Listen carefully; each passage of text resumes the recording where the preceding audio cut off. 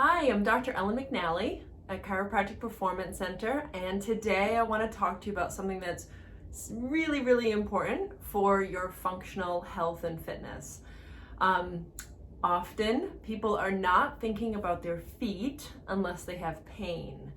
And this is something that's really important and neglected in my perspective when thinking about how the body functions and how it gets injured. So, the foot is a very dynamic structure, just like your hands. And can you only imagine if you weren't able to use your hands the way that you do, in this very dynamic way? So your feet are the same way, and they're really the foundation of your movement throughout the rest of your body. So what's happening in the foot really does define what is happening throughout the rest of the body, because it all starts there. So you have 26 bones in your foot, and you have 30 joints. There's 100 muscles, ligaments, tendons in the foot. There's 4 layers of muscle underneath that, of soft tissue underneath that main arch of your foot. It's a really important part of your body, and we ignore it. We jam it into really bad shoes, and we just don't treat it properly. We don't give it the credit that it deserves. So I'm here to encourage you that, especially if you do not have any foot pain, that you work on getting your foot as functionally healthy as possible, because it changes the way your knee functions, your hip functions, your lower back, your upper back, your shoulders, your neck, all of it. And so if your ankle is too tight, often you'll find that there is actually a dysfunction in the foot that's related to this. And so the ankle gets tight to compensate for that dysfunction that's happening in the foot. And so what's going to happen after that is, with a tight ankle, now your knee isn't going to have that balanced muscular relationship around the knee, and it's not going to be as stable as it should be. So you'll have abnormal, unbalanced motion of the knee, which impacts not only soft tissues for things like IT band syndrome and different tendinitises, but also wearing away of the joint over time with osteoarthritis.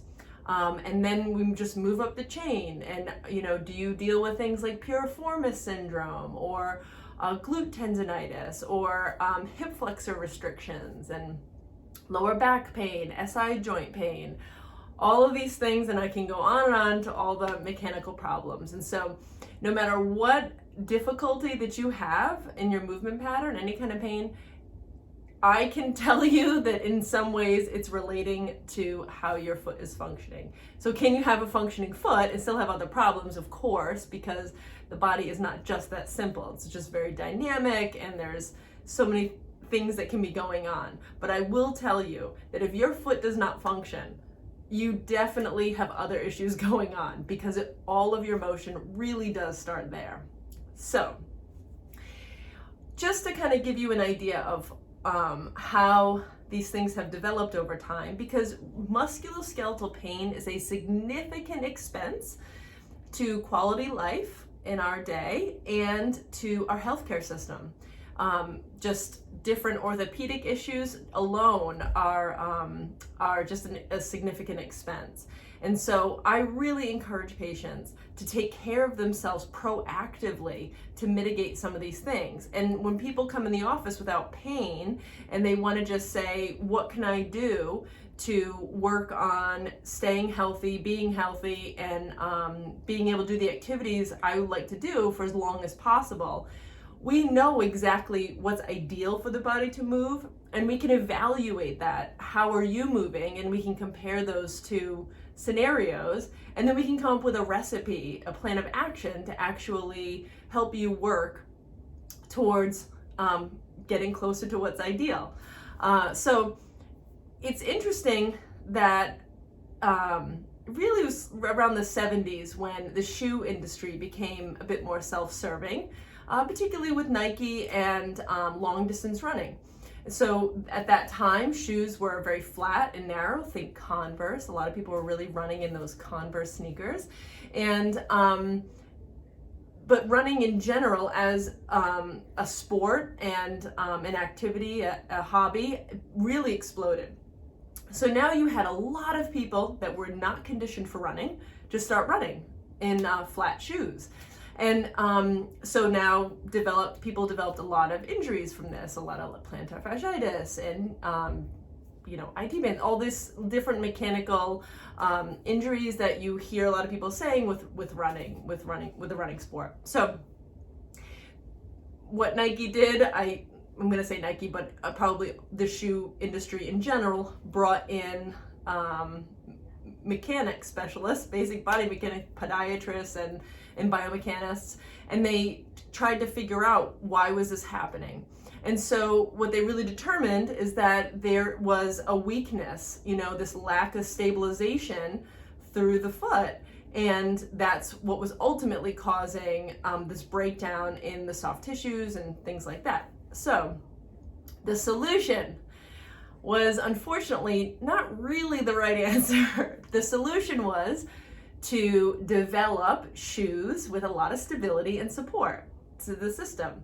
And but unfortunately what that does is it kind of braces the problem. And we know now that the last thing that you want to do if you say have back pain is to put a brace on it and not use the muscles, because anytime you're going to brace the soft tissue like that, you take away the need for it to activate and be used, and then it just ultimately makes the system weaker.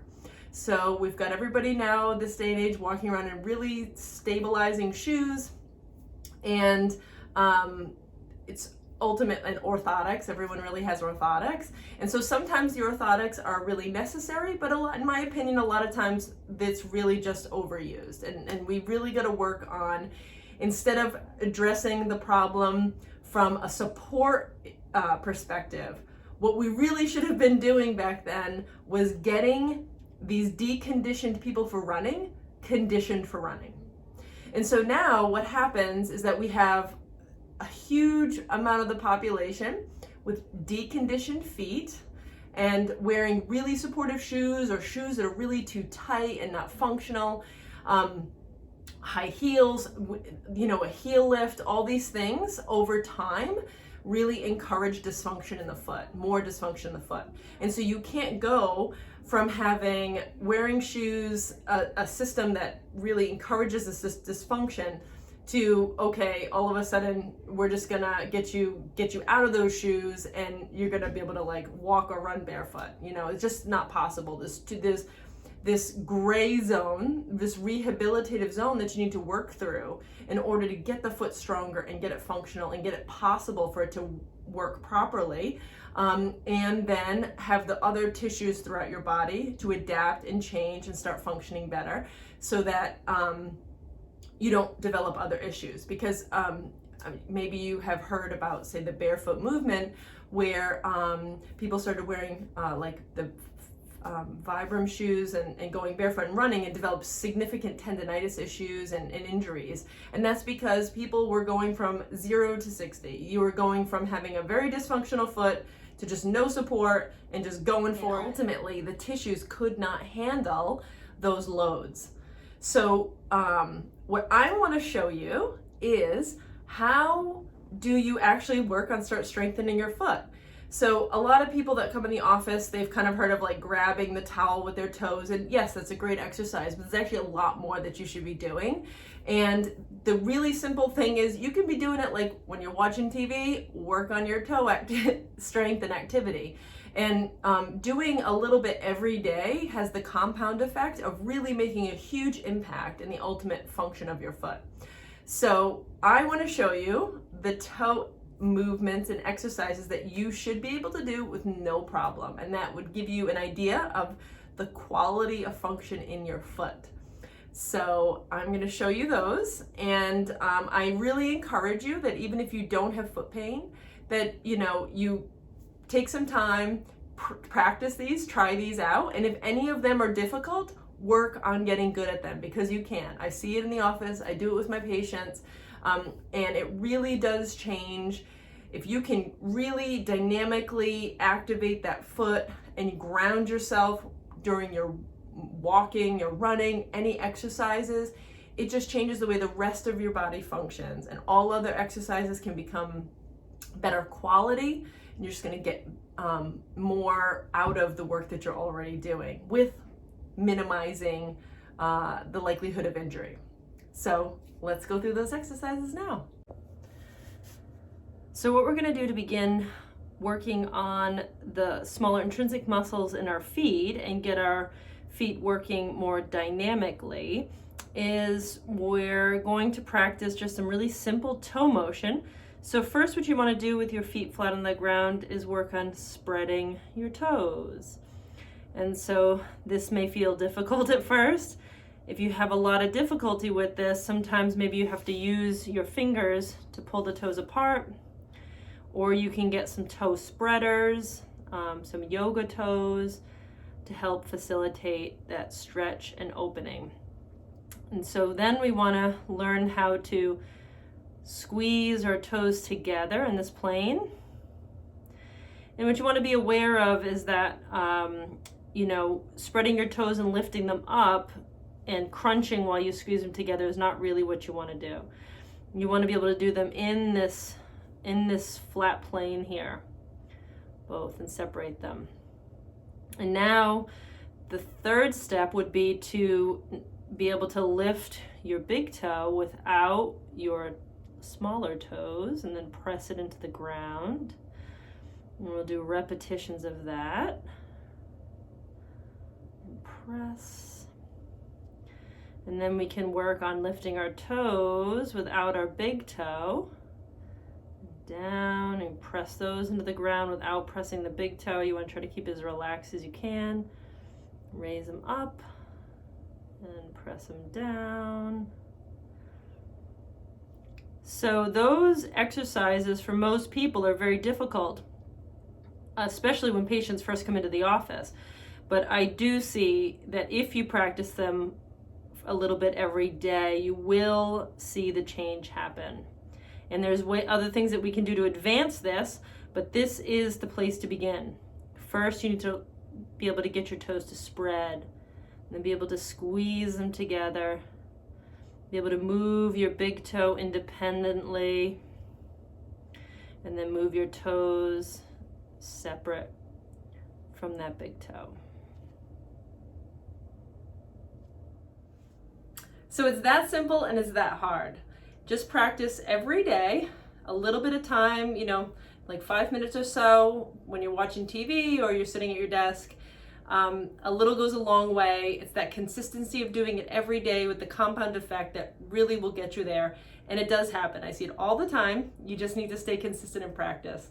And of course, if you have any questions, you know where to reach me, and I'm happy to help. Good luck.